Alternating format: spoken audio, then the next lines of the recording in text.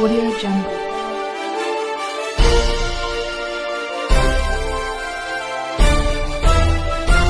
Audio Jungle.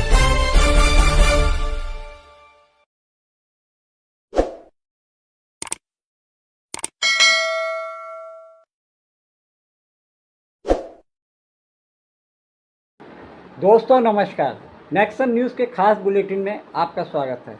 दोस्तों, video शुरू करने से पहले मैं आपसे एक अपील करना चाहता हूं कि आप हम जैसे साधन विहीन पत्रकारों का वीडियो ज़्यादा से ज़्यादा लोगों तक सर्कुलेट करें, उनको शेयर करें, सब्सक्राइब करें और लाइक करें, ताकि हम जैसे पत्रकारों का मनोबल बना रहे और आपके हिसाब से निष्पक्ष पत्रकारिता और निडर पत्रकारिता को बढ़ावा मिल सके। हाँ, तो अब हम शुरू करते हैं आपका अपना वीडियो। आज हम वीडियो जो जिस विषय पे बना रहे हैं उससे वो राजनीतिक तो है ही, साथ में सामाजिक भी है।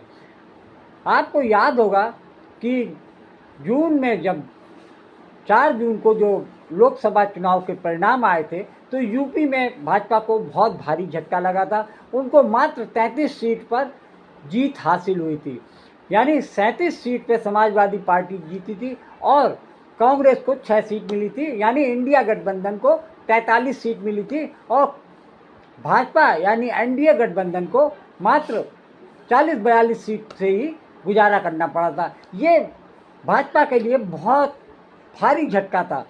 जहां से 80 सीट सांसदों की आती हैं, वहां पर भाजपा 70 से 80 सीट लेने का दावा कर रही थी और पूरे देश में ये हवा फैला रखी थी, ये प्रचार प्रसार किया जा रहा था कि अब की बार 400 पार। लेकिन जब रिजल्ट आए तब मोदी सरकार और बीजेपी की हवा पूरी तरीके से निकल चुकी थी। ये साबित हो गया था कि इंडिया गठबंधन ने जिस तरीके से यूपी में भाजपा को शिकस्त दी, उससे साफ जाहिर हो गया कि कहीं ना कहीं प्रदेश में भाजपा का ग्राफ गिरा है।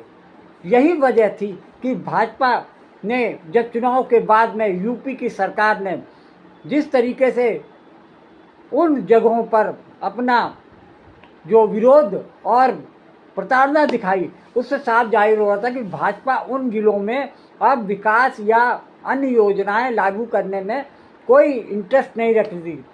खास तौर से अयोध्या की सीट, जहां पर भारतीय जनता पार्टी और एनडीए सरकार यानी पहले की जो मोदी सरकार कहलाती थी, उसने अयोध्या में राम मंदिर बनाया, जो कि उनका ड्रीम प्रोजेक्ट था। उनको ये लग रहा था कि 2024 के चुनाव में हम इसी प्रोजेक्ट के जरिए पूरे देश में अपनी विजय यात्रा सफल कर लेंगे। लेकिन चुनाव से पहले भी उनको ये एहसास हो गया था कि केवल मंदिर की राजनीति करने से उनको सरकार बनाने में सफलता नहीं मिलेगी। इसके लिए उन्होंने धर्म, जात, मजहब और हिंदू, मुस्लिम, मंदिर, मस्जिद कर ये सभी चीज़ों को प्रधानमंत्री मोदी से लेकर जितने भी दिग्गज नेता थे, उन्होंने हिंदू मुस्लिम जो उन्होंने मंगलसूत्र से लेकर गाय भैंस तक मुद्दे के ले गए। साथ में अंत में वो मुजरे पर उतर आए। जिस तरीके की भाषा शैली का इस्तेमाल प्रधानमंत्री मोदी ने अपने लोकसभा चुनाव के प्रचार के दौरान किया, उससे पूरे देश में क्या विदेशों में भी एक मैसेज गया कि प्रधानमंत्री पद पर बैठे व्यक्ति ऐसे छिछले और थोथले जिस तरीके से भाषा का इस्तेमाल कर रहे हैं, उससे साफ जाहिर हो रहा है कि उनको अपनी राह में इंडिया गठबंधन रोड़े की तरह दिख रहा है। अब हम दोस्तों मूल मुद्दे पे आते हैं कि अब हम ये वीडियो क्यों बना रहे हैं। हम इसलिए ये वीडियो बना रहे हैं कि एक भाजपा का जो प्रतिशोधात्मक जो पहलू है वो सामने लाना चाहते हैं। यूपी सरकार जिस तरीके से सांप्रदायिक होकर अपने राजनीति को चमकाने में लगी है, उसका एक जीता जागता नमूना अयोध्या में दिखा।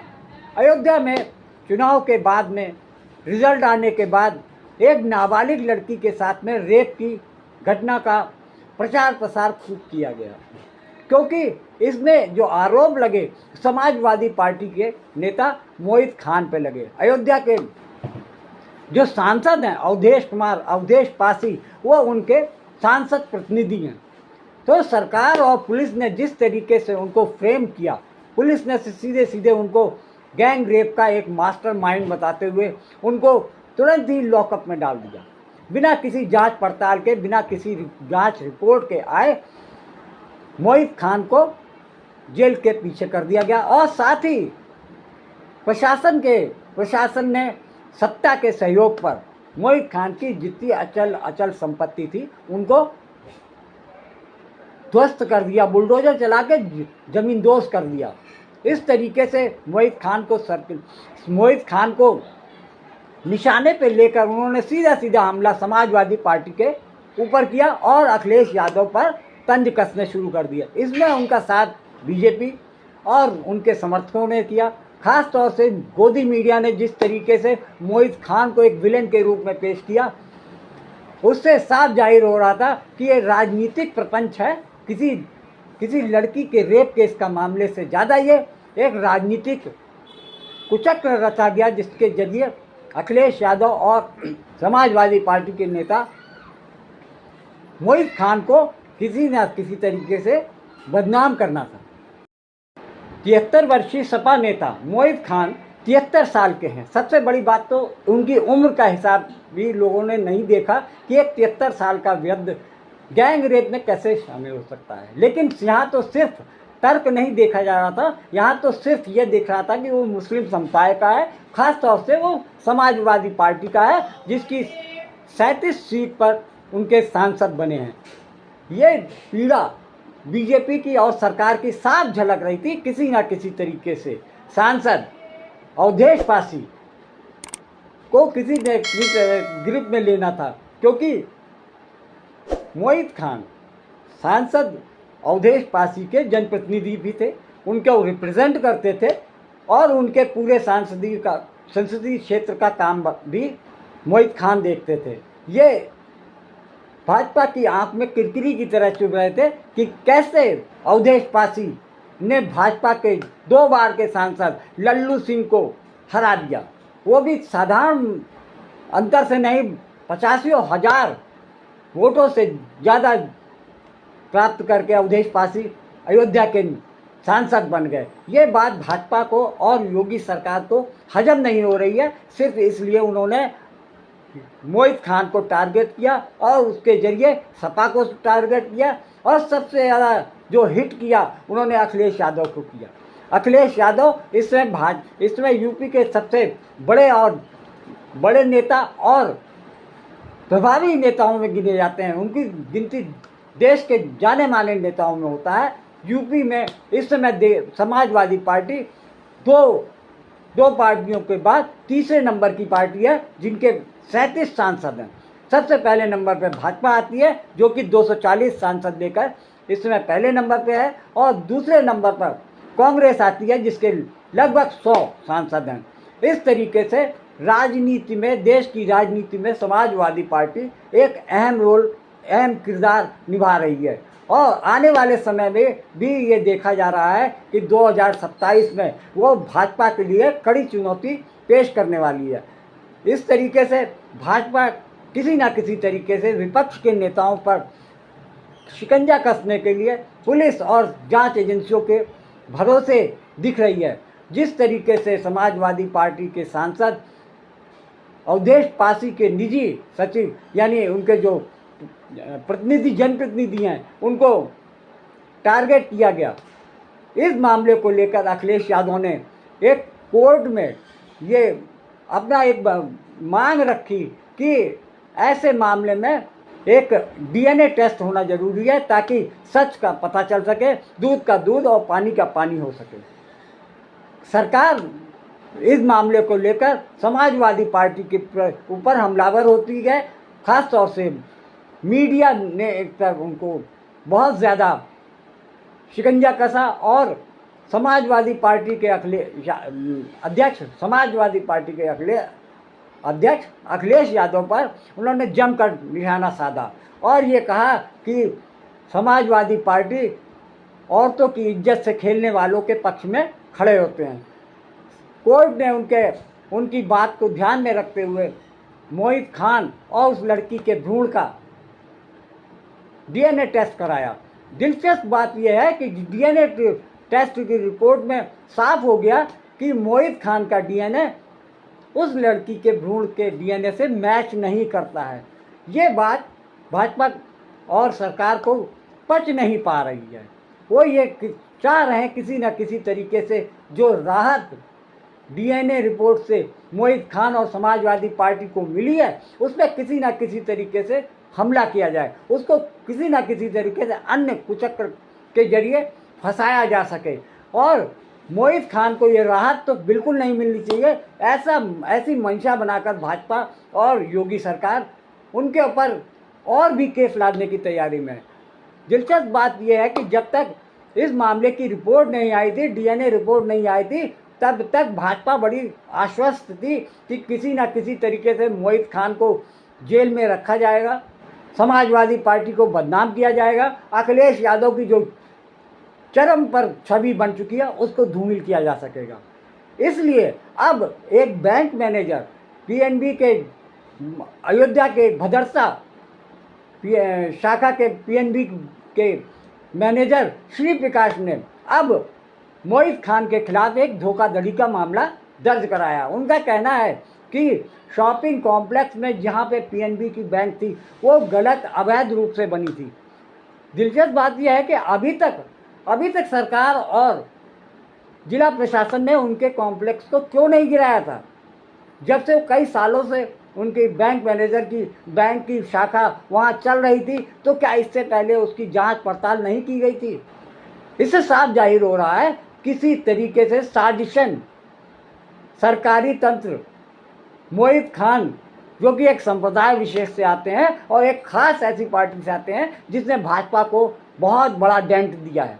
इस तरीके से भाजपा चाहती है कि वो अब मोहित खान को बैंक धोखाधड़ी के मामले में किसी ना किसी तरीके से ये इनके इन प्रकार उनको फंसाकर ये चाहती है कि किसी ना किसी तरीके समाजवादी पार्टी की बदनामी होती है। अखिलेश यादव आने वाले उपचुनाव में 10 जगह पे चुनाव होने वाले हैं, वहाँ पर बाजी ना मार ले जाएं।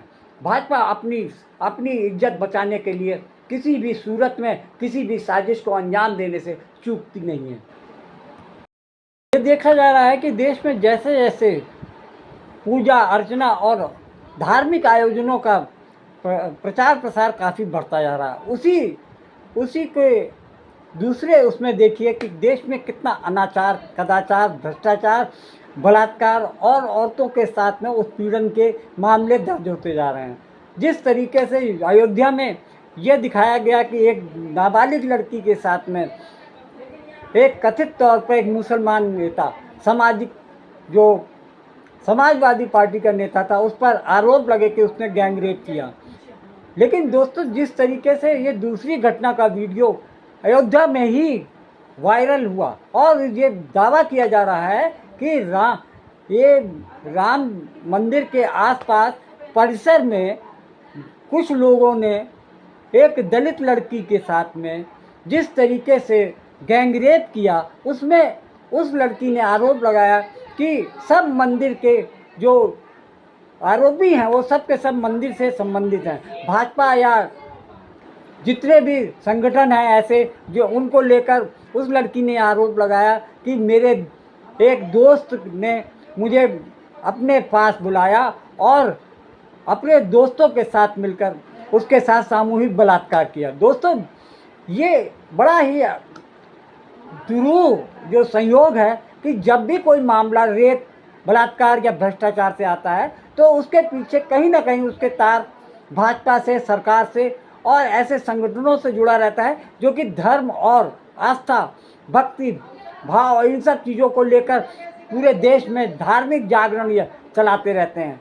उनमें आप कुछ दिनों पहले देख लीजिए, पूर्व गृह राज्य मंत्री चिन्मयानंद का नाम भी एक लड़की के साथ जोड़ा गया, उनके तो वीडियो वायरल हुए जिसमें वो लड़की किससे अपनी उन्हीं के कॉलेज में पढ़ने वाली एलएलबी की छात्रा उनके शरीर को मालिश कर रही थी। लेकिन हुआ क्या? हुआ ये कि उस लड़की को ही उल्टा अपराधी बनाकर जेल में ठूस दिया गया और पूर्व गृह राज्य मंत्री आज भी आराम से अपने ज़िंदगी जी रहे हैं। ये देखा जा रहा है कि जिस तरीके से जितने भी अपराधी तत्व होते हैं उनको कहीं ना कहीं बीजेपी या सरकार से प्रश्रय मिला रहता है, ताकि पुलिस सरकार के आदेश पर, सरकार के रुख पर, ख़ास तौर से पार्टी के रुख पर ऐसे अपराधियों को खुला छोड़ने पर पूरी तरीके से कोई भी एक्शन लेने के तैयार नहीं होती है।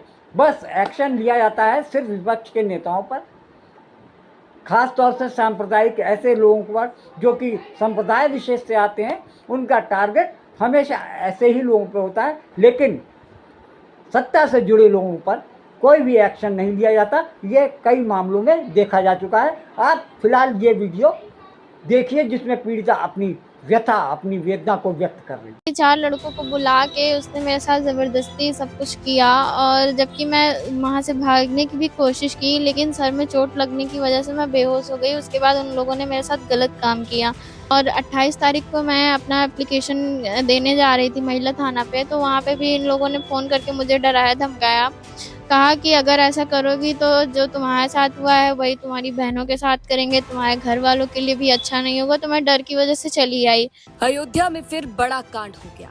श्री राम जन्मभूमि परिसर में काम करने वाली एक दलित लड़की के साथ गैंगरेप का मामला सामने आया है। जानकारी के मुताबिक अलग अलग दिन जब लड़की अपने परिचित युवक से मिलने गई थी, तब उसके दोस्त और साथियों ने मिलकर लड़की के साथ गैंगरेप किया। राम जन्मभूमि परिसर में काम करने वाली लड़की से गैंगरेप, परिचित युवक ने दोस्तों के साथ मिलकर किया गैंगरेप। लड़की के साथ कई बार गैंगरेप का आरोप।